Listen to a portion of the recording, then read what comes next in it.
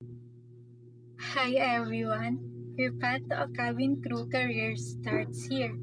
Dreaming of becoming a cabin crew member? You found the perfect resource. At flyingcruise.com, we help you master everything you need to succeed, from your professional image and confidence to your communication skills. Our extensive experience means we're here to guide you through every step of your interview preparation.